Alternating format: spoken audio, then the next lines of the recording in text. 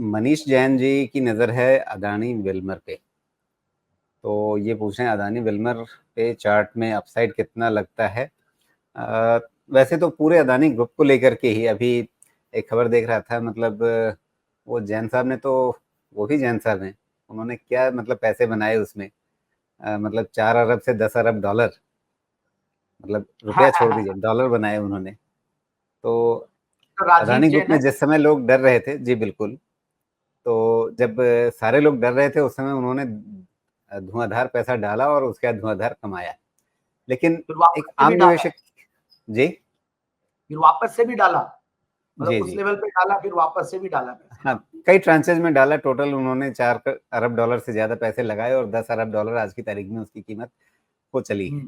तो अदानी ग्रुप को लेकर के ओवरऑल क्या नजरिया बन रहा है, और उसमें खास करके ये जो मनीष जी पूछ रहे हैं। नजरिया नजरिया मेरा भी नेगेटिव था पहले, जब बहुत हाई वैल्यूएशन थे, और जनवरी में लकीली सही प्रूव हुए और अच्छा खासा करेक्ट हुआ। बट करेक्ट होने के बाद और अब और स्टडी करने के बाद जो समझ में आया कि अब ये ग्रुप बहुत, जो पहले, मैं गलतियां नहीं बोलूंगा, पहले जो इन्होंने लिवरेज को लेके जो ग्रोथ के तरफ जो ये बहुत वो रख रही थी,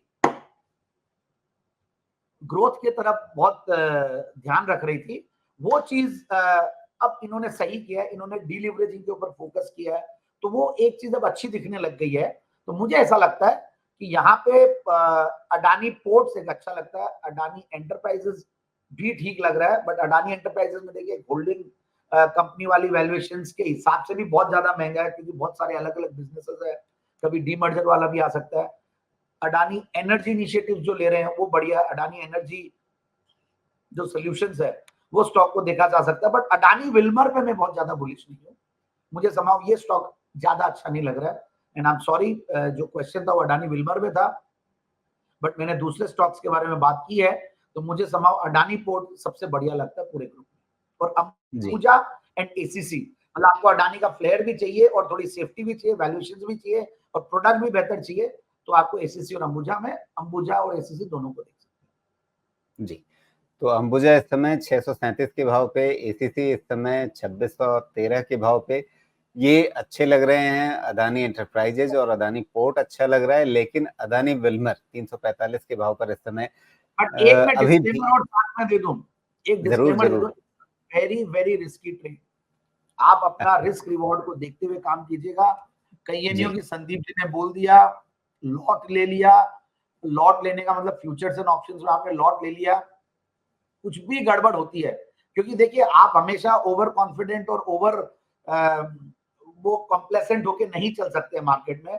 आपको आयोटा ऑफ डाउट होता भी है, तो आपको थोड़ा डर के ही रहना पड़ेगा। आप लीजिए तो आप कैश मार्केट में लीजिएगा, थोड़ा लीजिएगा, आपकी रिस्क एपिटाइट के हिसाब से लीजिएगा। अगर आपका 1 करोड़ का पोर्टफोलियो है तो आप 2 लाख 3 लाख का माल लीजिएगा, ये नहीं कि मैं 50 लाख का ले लो। एक पोजीशन साइजिंग होती है, तो आप कोई चीज जी अगर 3% 4% लेते हैं, गलत भी पड़ जाए तो आप 4% की चीज में गलत पड़े, पैसा बाकी में बन जाएगा, तो आपका मेकअप हो जाएगा। सो आप जुडिशियस क्वांटिटी लीजिए आपके पोर्टफोलियो के हिसाब से, कैश मार्केट में लीजिएगा। एफएनओ में लेते हैं तो बहुत ज्यादा रिस्की है। आप अगर समझते हो एफएनओ और अच्छे से stop losses, targets, technical analysis, call put, futures and option सब समझते हो तो ही काम कीजिएगा, नहीं तो प्लीज मत कीजिएगा। जी। लेकिन अदानी ग्रुप के बाकी सारे शेयर चल रहे हैं, जिसपे हमारे मनीष जैन जी का सवाल है, वही क्यों नहीं चल रहा है अदानी बिल्मर? क्या राजीव जैन जी ने इसमें पैसा नहीं लगाया? नहीं, क्यों लगाएंगे, क्यों लगाएंगे? देखिए उन्होंने पैसा वहां लगाया जहां पे पोटेंशियल दिखता है। अडानी एंटरप्राइज में, अडानी पोर्ट में एक्चुअल में पोटेंशियल है। अडानी विल्मर एक मतलब वेजिटेबल ऑयल वाली कंपनी है, एडिबल ऑयल वाली कंपनी है, कमोडिटी ओरिएंटेड कंपनी है, और वैल्यूएशन बहुत महंगे हैं, और कुछ एफएमसीजी प्रोडक्ट्स बनाते हैं। तो आई डोंट थिंक कि बहुत अट्रैक्ट, मैंने पहले भी कभी भी इसके बारे में पॉजिटिवली नहीं बोला। मैं ये नहीं बोलूंगा कि कोई वैसे वो है। तो कहीं ना कहीं मुझे लगता है कि बाउंस आ सकता है, क्योंकि कंसोलिडेशन भी हो रहा है, डाउनसाइड रिस्क कम लगती है, तो रिस्क रिवॉर्ड रेशियो के हिसाब से भी एक स्टॉक एक नॉर्मल बाउंस देता है। तो मुझे लगता है कि बाउंस पे निकलना चाहिए स्टॉक से। जी